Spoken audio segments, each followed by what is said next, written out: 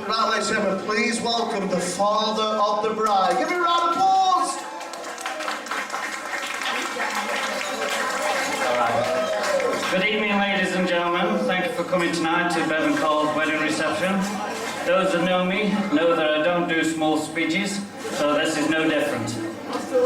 This speech is going to be slightly different to the ones I've done in the past.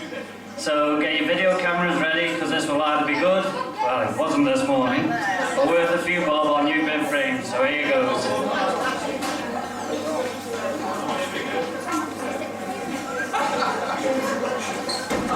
Well, my name is Eamon Holmes. Oh no, to be sure it isn't, it's Eamon Andrews. Those of you of a certain age will remember me as a presenter of a certain programme. To the rest of you, I may as well be Eamon Holmes. Well, let's get started then, shall we? Beverley and Higginson, this is your life.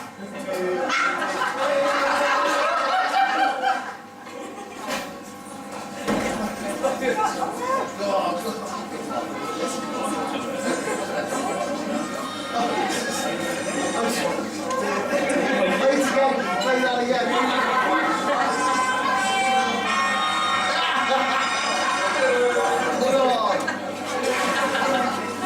You were born, Beverley Ann Williams, on Thursday the 28th of August 1980 at the North Staffs Maternity Hospital at 4:22 p.m. And at 4:27 you heard this voice. I don't believe it! No, it was not Victor Meldrew. It was your dad, and here to tell us all about it is your dad, Keith. Well, Eamon, it was like this. I'd been told to go out of the labour room for half an hour, whilst the doctors, about 5 of them, examined the missus. So I thought, great, shall get something to eat, as I had been told it was going to be a long day. This turned out to be a chocolate chip mint ice cream, which I ate, and some dry roasted peanuts, and opal fruits, starburst for the younger ones amongst us, just for later. Just about the time you were being born, Beverley, I rang the mother-in-law, Ivy, to tell her nothing had happened yet. What did I know? Anyway, on the way back to the labour room, I was met by a nurse who told me I had a beautiful baby daughter. All my dreams during your mum's pregnancy of me missing the birth had come true. But to make up for missing you being born, they did let me measure, weigh, and check that you had all the right bits in all the right places.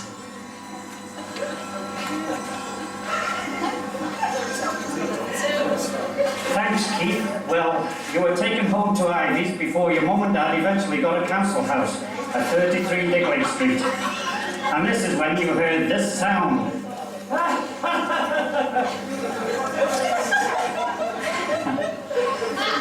Yes, that's right. It's your mum, Karen, laughing. And here she is to tell us all about it.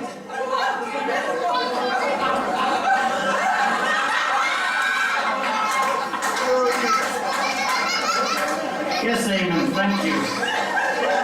We got settled at Digley Street, and on occasions, me and Bev's dad would roll up sticky labels and make Bev go cross-eyed by sticking them on her nose and taking photos. Well, you had to be there to see how funny it was.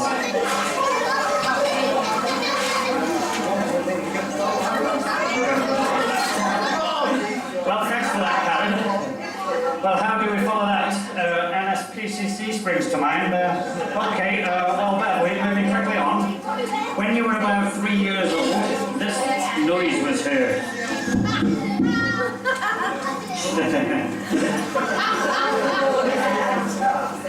You know that sound, don't you, Bev? It's you tapping your dad on his head. Yes, Bev was tapping me on the head in the middle of the night. Dad, I want to go to the toilet, Dad.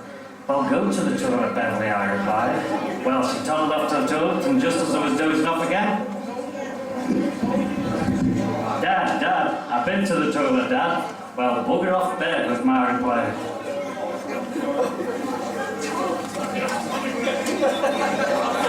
Well, Beverley, over the next few years, the family grew with the addition of Adrian, who was born in July 1984. You took to him straight away, loving him as if he was your younger sister. even to the point of dressing him up as a girl for the school dressing up day. And that's when you heard this voice. Hi, my name is Beverley. That's right, and he's here today to share this special day with you, all the way from Coventry. It's your brother Adrian.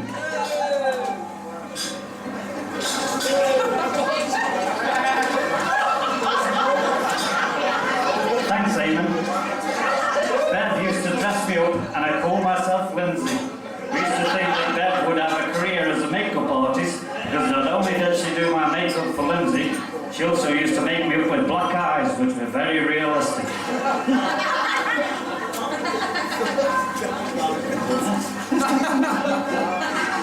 Thanks, Adrian. Well, Beverley, you didn't become a makeup artist, but you did start getting into music. First through your recorder, then your violin, and eventually into singing.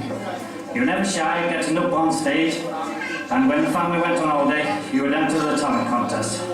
But this bravado got you into trouble when you were about 14 years old, and you and your mates hatched up a plot about all camping out in each other's back gardens, when actually you had all planned to camp down the woods with some boys. Well, your plan might have worked if your mum had not rang Samantha Wood's mum, where you were supposed to be camping in their garden. She wanted to ask you something. Here to continue that story is Samantha's mum.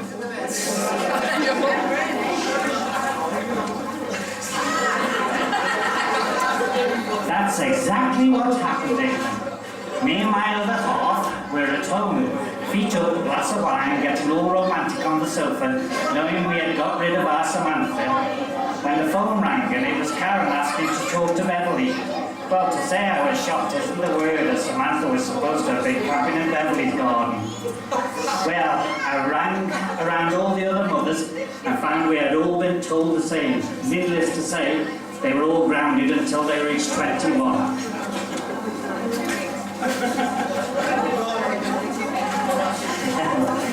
Well, Beverley, when you were 16, you used some money from a savings scheme your mum and dad had set up for you to buy some music equipment so that you could get back on stage singing. Here's your mum again to tell us more.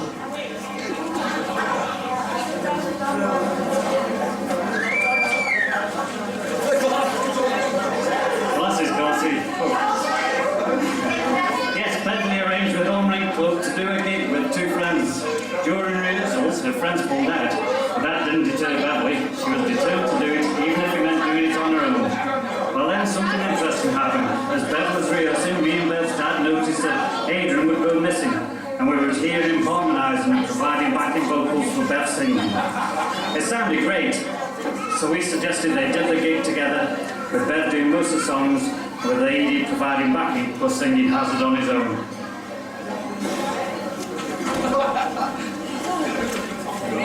I nearly lost Adrian, man.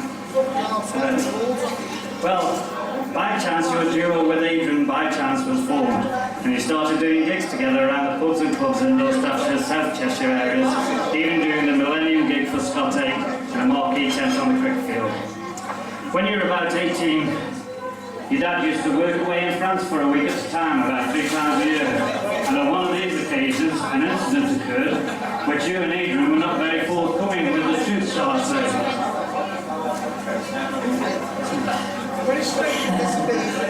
Yes, I came home to find the microwave oven had a hole through the front of it. I was told that Beverley had been brushing up briskly in the kitchen when the handle had gone through the microwave. Nothing but a pure accident, and that's what I told the insurance. Well, what really happened, I found out years later, was that Adrian had called Bev a SLAG, worked out herself, and she had then thrown a bowl full of Weetabix at him, which, yes, you've got it, folks, went through the front of the microwave.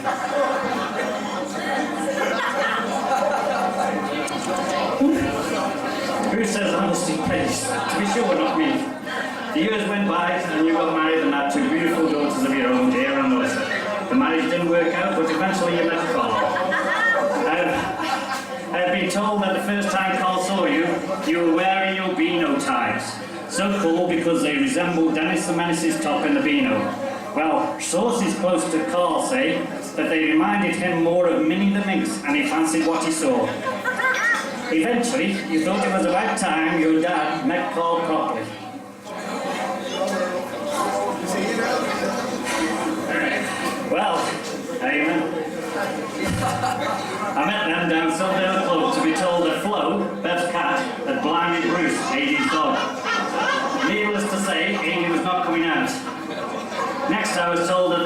see Carl's sister Gemma sing at a local club in Stoke, so I volunteered to drive. We all had a great night, where I met Carl's mum and dad, and Carl professed his love for Beverley over and over and over and over and over again. As the night drew to its conclusion, I again volunteered to give them a lift home. Bad decision. This is when I found out that Carl is very much like me. He can talk for England, and he has to be the very last person out to the pub or club. Needless to say, I will not be volunteering tonight. Given his dues, he did apologise over and over and over and over again for keeping me out so late the next time I saw him. I wanted to mind it so much, but it would have been tricky for us over.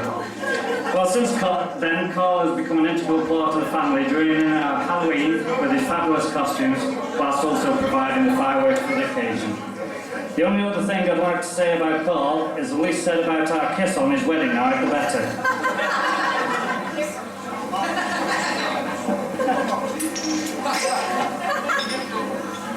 Thank you, Keith. Oh, yeah, that was me. Well, Beverley and Carl, your relationship has blossomed, and this year you got the news you were both looking forward to, and that was that you are expecting your first child together later this year. I've been told by all that know you, Carl, that you will make a great dad, just as you have already proved by the way you treat Jay and Melissa. Well, we all hope everything goes okay for you both in that department, and today is just the icing on the cake with you devoting your lives to each other. So all I have left to say is,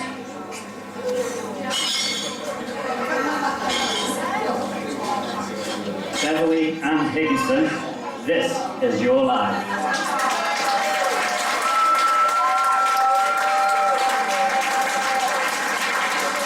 Now, could you all please stand and drink a toast to the bride and groom?